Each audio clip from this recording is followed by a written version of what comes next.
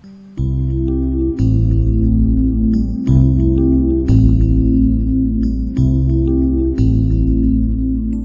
everybody, it's Christina from Card Making Magic. In the video starting your Spellbinder collection, this was the set of dies I introduced you to, but for this card we're just going to use these three, which is the Labels 20, the Foliage and the Spiral Blossom, and this is the card that we're going to make. So we're going to make this into a bigger card, and this is just an 8-inch square card. So choose your papers and decide which of the papers you're going to put on this inner panel. Pop that on one side, but whichever one you decide to use for your outer framework, you're going to add the paper to some more heavyweight card. Just glue that in place. So once you've glued your paper to your backing card, you need to cut it down into a panel that is going to sit on your 8-inch square card, and it's just going to leave a small border around the edge. And then if you take the largest die, you need to decide where on that card you want your aperture, and because I want the small panel that adds the sentiment, I'm going to place that in the middle as well. So I've cut out the two things in one go. Once you've cut your frame, you're now going to emboss it. So if you pop it onto your grey plate with the dies facing, with the cutting edge facing upwards, add your tan mat and your pink plate and run it through your die cutting machine again. So once you've embossed it, you can just see the die cut edge around the die. So take off your tape carefully, and you can reuse that tape when you can get it off. It is a low tack tape. And then if you pop out the two frames, you can just see around the edge the embossing.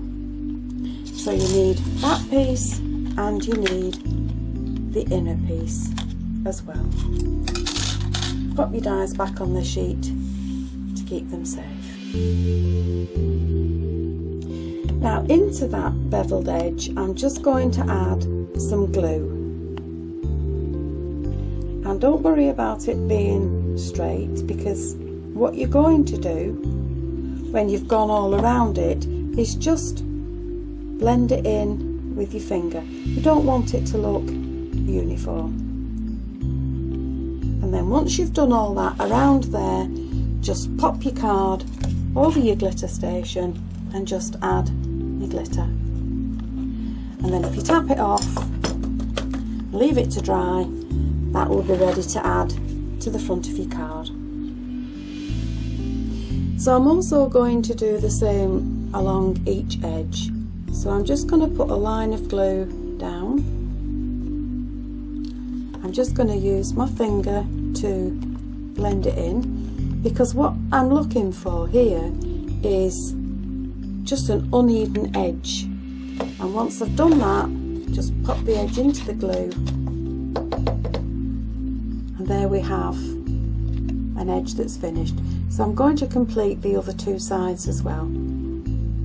Now once that's been glittered, and the effect that I'm looking for is just an uneven edge around the aperture and the card, you just pop that on one side to dry while you work on the bit that's going to go in the centre. Now to create the inner pleated part, you're going to need 2 or maybe 3 lengths of paper, and this is about 9 centimetres, about 3.5 inches wide, and you're going to mark it every centimetre or every half an inch, and you're going to concertina the paper up. Then once you've done that, you're going to glue the edges together, and then you're going to glue the other two sides together as well, and that will give you that shape. Now if you cut yourself a circle, what you're going to do is press this down so that it sits on top of that circle and glue it in place onto that circle. So once you've glued that in place, that will give you a nice stable back to your card.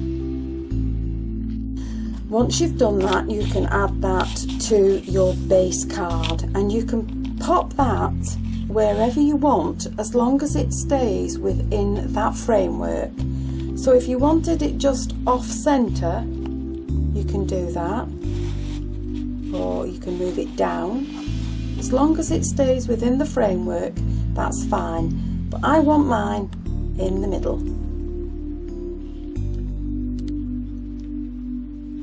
Now this will need to be added to the card, and you will probably find that you need maybe 3 or 4 different heights of foam tape to raise it up, because it needs to clear that depth.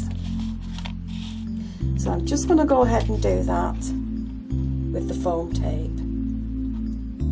So once this is glued in place and you've added your foam pads to the back of your front part, you can just now press that into place over the pleated part, and then with some glue you can just add that to the centre. That can be where you pop your sentiment if you wish to. So that's the first part of the card finished, and once your glue is dried you can just dust off any extra glitter with a makeup brush, just to keep it nice and clean. And then from the spiral blossom die and the foliage die, I'm going to cut some flowers that coordinate with this paper, ready to add to the card.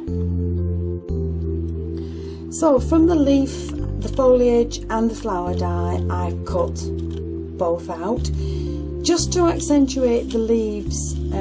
While they're still in the die, I'm just going to use some bundle sage, and I'm just going to go over the leaf.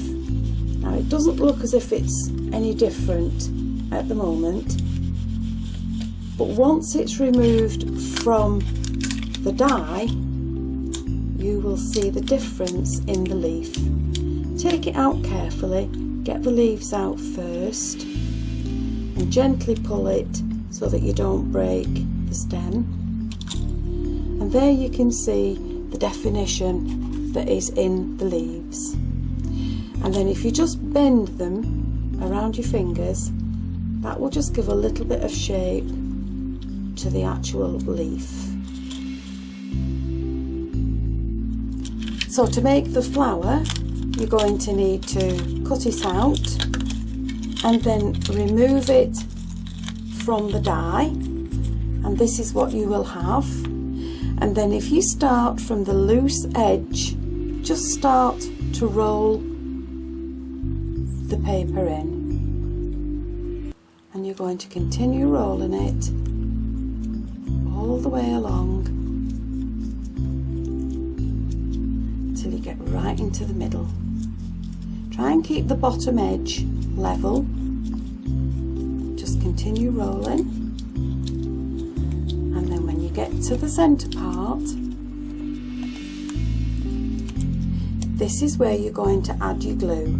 So if you want a tight flower, just keep it tightly curled, but if you want it a little more full, then just release it, add your glue, and just press it into place. Hold it down for a second or two just to let the glue set. Now you can use a wet glue or a glue dot. I prefer to use a hot gun. And then once it's dry, all I do with mine is just turn them over and squash them a little bit, and that just gives some shape to the flowers. So there we have some flowers and some leaves all ready to add to the card. So So we've got the flowers and the leaves. I've added some twine through a button that coordinates, and I'm just going to make the bow. So make a loop in the bow, take the rest of the ribbon behind your fingers and bring it across the loop. Then hold that in your right hand, push the loop through the back of the loop that you've just made, slot your thumbs into those two loops, hold the tails and just pull, and keep adjusting until that ribbon or that bow is how you want it to look. And that's going to sit on my card at the bottom. Just keep it nice and tight, and then with your scissors just cut the tails to the size that you want them. So I've changed my mind and put the bow to the top. I'm now just going to have a little dry run with the leaves to see where they would look the best, and the flowers will be added along the bottom there. Just push the little fern bits in, and there we have the flower arrangement. So this is the card, but if you look at it on the side, it looks really ugly with all the build-up of the foam pads. But if you take some thin ribbon and slot it into that gap and then just glue it down so that it fastens to those foam pads, you will then have a very pretty finish to the inside of your card. So we've got the flowers in place, and I'm just going to add some little bits of bling.